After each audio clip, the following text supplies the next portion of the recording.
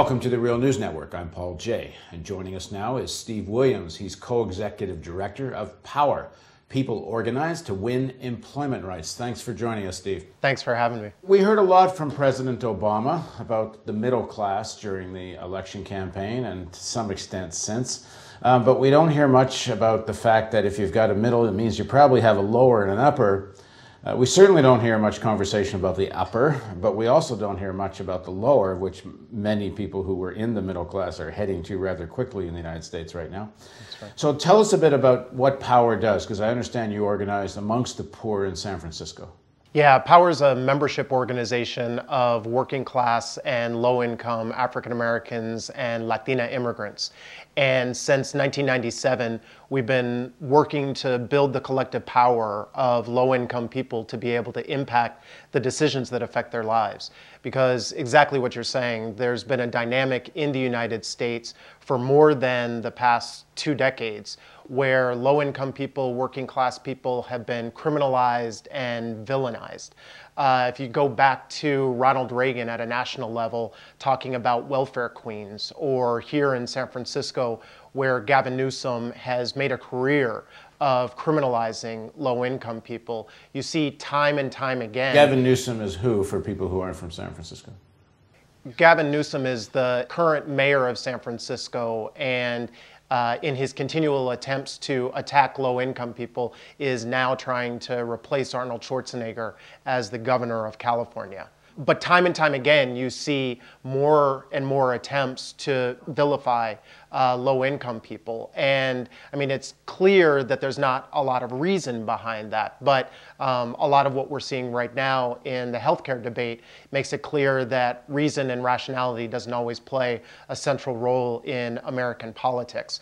But it is critical that we begin looking at this question of class and the low working class, because as 46 million people in the United States are right now without health insurance, more than 30 million people are either unemployed or underemployed.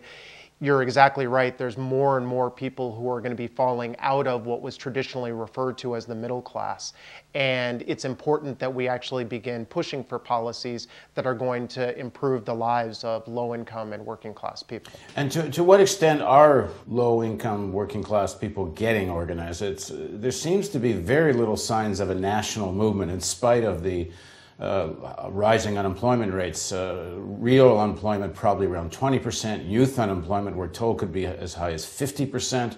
African American unemployment somewhere between 20 and 50%.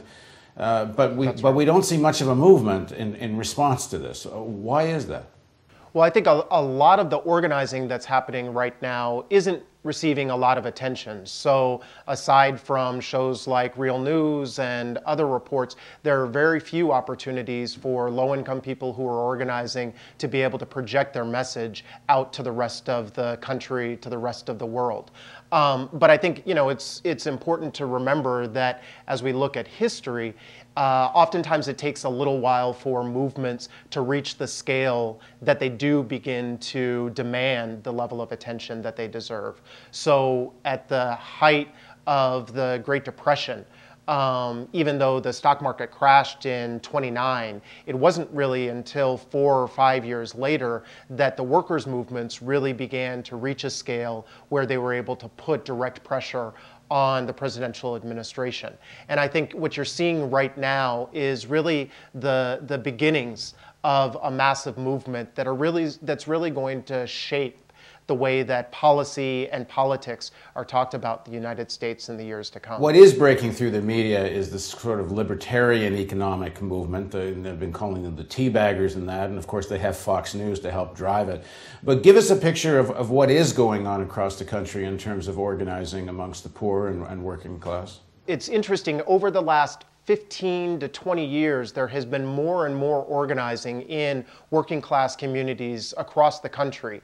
In San Francisco, Los Angeles, New York, Miami, you're beginning to see the development of community-based organizations that are rooted in working class communities of color, but that are also guided by a strategic vision of really trying to address the fundamental root causes of poverty and oppression in our communities and in the country. And in a lot of respects, Many of those organizations, many of those movements really came to the national forefront at the U.S. Social Forum, which took place in Atlanta in 2007.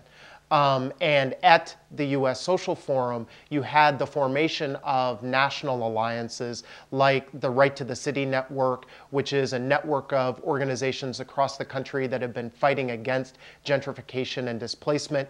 You also had the formation of the National Domestic Workers Alliance, which has been organizing household workers across the country. I think now you're beginning to see the consolidation of much of what had been local organizing now is beginning to really establish a national vehicle that hopefully will be able to facilitate low-income, working-class people to be able to put their desires, expectations, and aspirations on the national table. There's been a lot of talk about organizing the poor and community organizing. Of course, Fox and some of the Republicans have tried to make community organizing a bad word as they talk about Obama's past. But there's been a specific controversy over this organization called ACORN, which does a lot of community organizing, certainly one of the best known at the very least. What do you make of the ACORN controversy? And for people that are outside the United States that may not have followed this, if I understand it correctly, ACORN is a big organization that has gotten quite a bit of money in federal government grants and other kinds of donations. They do voter registration, community organizing.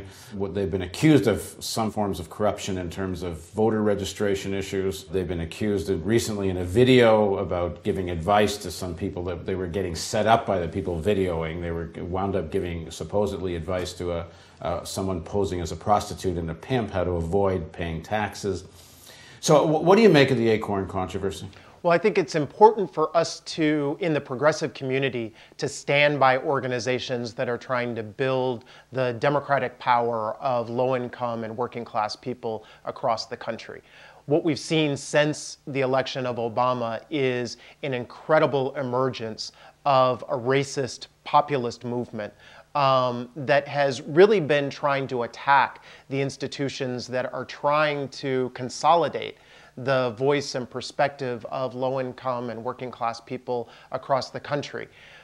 I think it's critical then for progressives to stand and defend against these right-wing attacks that are happening on ACORN, but then have also been happening with other sectors that are connected to the Obama administration. But go back to the ACORN situation, though. I mean, there was the videotape. These ACORN workers did, apparently, you can see on tape, give advice to someone posing as a pimp and a prostitute, which seemed kind of ridiculous advice.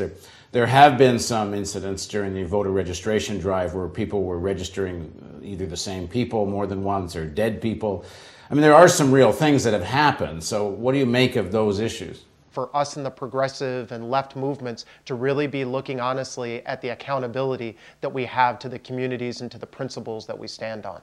Communities, what we have to organize on is our trust and the accountability that we have to those communities. And I think that ACORN should be looking seriously at its practices. They should be calling for a thorough investigation of how it is that they're doing their work. They should also be looking to how is it that they're building relationships with other organizations across the progressive spectrum.